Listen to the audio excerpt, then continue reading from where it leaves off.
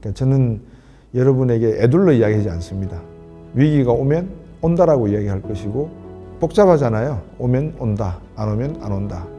제 목적은 뭐냐? 여러분들의 투자가 또는 여러분들의 경제에 대한 이해가 일관성을 유지하기 위함이라는 거죠. 어떻게 하면은 2025년 부를 창출할 수 있는 이제 이런 내용을 말씀을 드립니다.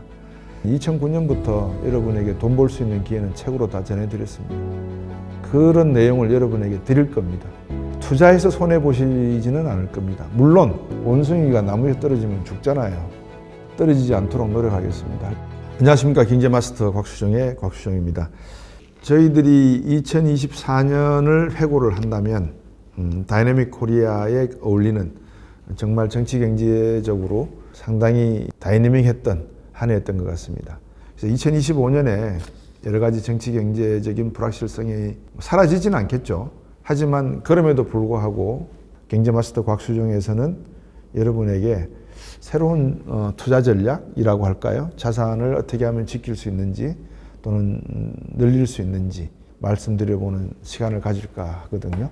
자, 그러면 왜 2025년을 주목해야 하는가? 제가 다우 지수를 한번 1900년부터 해서 최근까지 이렇게 연평균을 여러분에게 그래프로 보여드린 적이 있는데 1990년이 다우 지수가 J커브를 그리는 기준 해가 되었다라는 말씀을 드린 적이 있습니다.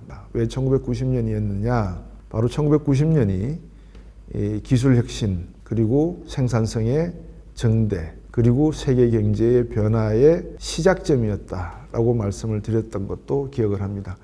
2025년 가만히 놓고 보시면 1990년 상황과 비슷하다는 말씀을 제가 몇 번 드렸던 것 같습니다.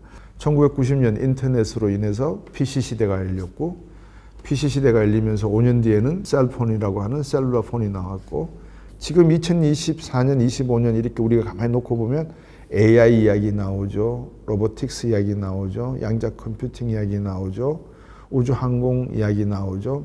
이제 그런 것들이 이 다우 지수에 반영이 되면서 다우 지수가 J커브를 그렸고 1990년 주변으로 해서 지정학적 상황이 지금과도 비슷하다라는 말씀을 드렸습니다. 위기 상황이 발생하면 변동성이 커지죠. 이게 커지면 커질수록 세계 경제는 예측하는 데 있어서 정확도가 떨어질 가능성이 높다라는 것을 이제 의미합니다. 왜냐하면 당장 보십시오. 미국이 강달러로 간다 그러면 벌써 아르헨티나나 베네수엘라 또는 브라질 같은 곳에서는 외환위기 설이 나오고 있고 자 그러면 글로벌 금융위기로 이어질까? 이런 것들의 변화가 시작이 되면 즉 판이 바뀌면 이런 불확실성에 대한 누군가는 한 명이 있어야 될 거 아니에요. 야 늑대가 온다 이런 말을 해줄 수 있는 사람이 있어야 될 거 아니에요. 저는 그거 하나는 여러분에게 약속을 드릴 수 있을 것 같아요. 그러니까 저는 여러분에게 애둘러 이야기하지 않습니다. 위기가 오면 온다라고 이야기할 것이고 복잡하잖아요. 오면 온다, 안 오면 안 온다. 그러면 여러분들께서 판단을 하시면 돼요. 제 목적은 뭐냐? 여러분들의 투자가 또는 여러분들의 경제에 대한 이해가 이 일관성을 유지하기 위함이라는 거죠. 그럼 이런 위기적인 상황, 불확실적인 상황, 변동성이 큰 상황, 이런 상황 속에서 제가 여러분에게 안정적이고 일관된 분석을 내드리면 여러분들이 그것을 바탕으로 해서 자신의 자산이나 투자의 방식을 일관되게 유지하시는 것이 여러분이 가장 잘 대응할 수 있는 방법이 아니겠는가 하는 게 제 생각입니다. 그런 내용을 가지고 여러분들에게 어떻게 하면은 2025년 어떻게 보면 21세기의 부를 창출할 수 있는 처음이자 마지막 기회를 잘 가질 수 있겠는가 이제 이런 내용을 말씀을 드립니다. 자, 그럼 이제 본격적으로 제가 이제 2025년 우리가 생각해야 될 메가 트렌드는 무엇이며 또 이 메가 트렌드에 왜 우리가 주목해야 되는지 하나씩 한번 설명을 드려볼까 합니다. 간단히 투자적인 관점에서 요약을 해드리면 비트코인이나 이더리움은 자산이니까 이 자산 시장에 투자하는 것만큼은 이 두 가지는 신경을 한번 쓰시라는 말씀을 드렸었고 그리고 주식 입장에서는 M7에 대한 투자를 제가 많이 강조했던 것 같습니다. 여러분 잘 아시는 AI라고 하는 것이 과연 버블의 입장에 있느냐 아니면은 이제 시작이니까 AI라고 하는 것을 좀 더 우리가 깊게 공부하는 것이 바람직할 것이냐 이런 관점을 놓고도 많은 논쟁이 있을 것이고 또 전문가분들의 분석이 있을 것인데 요 꼭지점에 AI가 있으면 그 밑에 M7이 존재한다 그랬고 그러면 여기에 앞으로 붙여질 SMR, 빅데이터, 데이터 센터 이런 기술들이 막 붙어 나갈 거 아니에요. 이제 붙어 나가는 기술을 보고 여러분들은 이제 투자를 하시는 거예요. 그러니까 이런 트렌드가 익숙해지기 시작할 때쯤이면 어떤 산업 환경이 만들어질 것인가. 최고 꼭대기에는 양자 컴퓨팅 기술이 있을 거예요.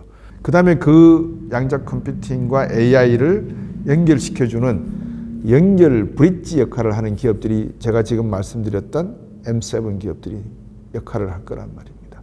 그래서 여러분들께서도 같이 공부하시고 각각의 역할이 어느 것이고 빅데이터 역할이 무엇이고 M7의 역할이 무엇이고 AI 역할이 무엇이고 양자 컴퓨팅의 역할이 무엇이고 비트코인, 이더리움은 어떤 역할을 할 것이며 어떻게 소멸될 수 있을지 없을지에 대한 시점을 예측하고 판단하는 것을 한번 이야기해 봤으면 하는 생각입니다. 이번 교육은 제가 평소 이제 경제 마스터 곽수종 이런 데서는 글로벌 경제에 대한 분석과 해석, 그러니까 행간을 읽어드리고 이게 한국 경제에 어떤 영향을 미칠 것이고 투자적인 관점에서는 제너럴하게 여러분에게 비율을 말씀을 드려 그런 방식으로 가거든요. 근데 이제 이번 교육 과정은 조금 더 스페시픽하게 투자에 대해서 좀 더 자세하게 여러분에게 이제 전해드릴까 합니다.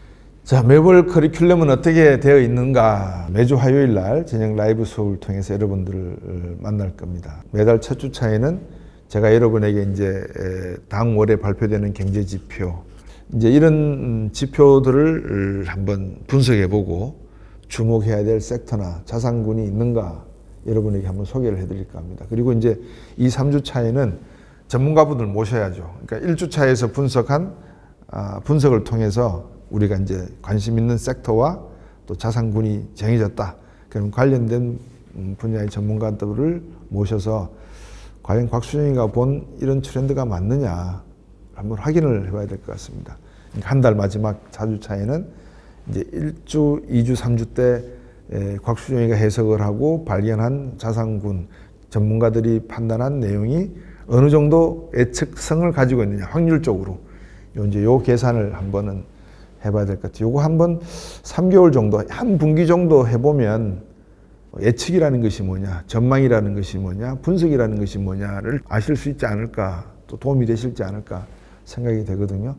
뭐 이런 커리큘럼을 가지고 여러분을 찾아뵙게 된다 이렇게 이해하시면 되겠습니다. 그냥 대방출이에요. 곽수종의 지식을 대방출하겠다. 딱 두 가지만 제가 자료를 드릴 거예요. 하나는 제가 지금도 주요 CEO분들에게 드리는 데일리 월드 이코노믹 뉴스라고 하는 그런 브리핑 자료가 있어요. 그걸 여러분들에게 보여드릴까 합니다. 5시쯤 일어나거나 아니면 그 전날 파이낸셜 타임즈, 뉴욕 타임즈, 워싱턴 포스트, 월스트리트 저널, 그 다음에 CNBC 이 자료들을 제가 다 훑어봐요. 그럼 그거를 요약을 해요. 그러면 대충 그 내용들은 늦게 나오는 것들은 한 일주일 뒤에 나오고요. 빨리 나오는 것들은 한 2, 3일 뒤에 나오더라고요. 그러니까 정보가 그만큼 빨라요. 제가 보는 게. 여러분들에게 드릴게요. 드리는 것만 가지고는 안 되고요. 이게 무엇을 의미하는가 그 본질을 알아야 되잖아요. 그 본질을 여러분에게는 설명을 해드릴 겁니다. 그리고 이제 두 번째 자료가 수업 요약 리포트인데요.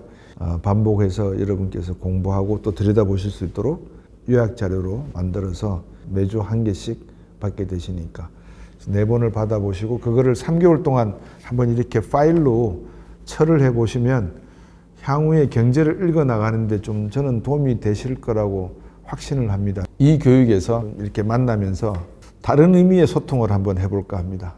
저와 함께 예측에 대한 앞으로 그 분석에 대한 능력을 한번 질적으로 향상시키는 제고하는 그런 기회가 되셨으면 하는 바람입니다.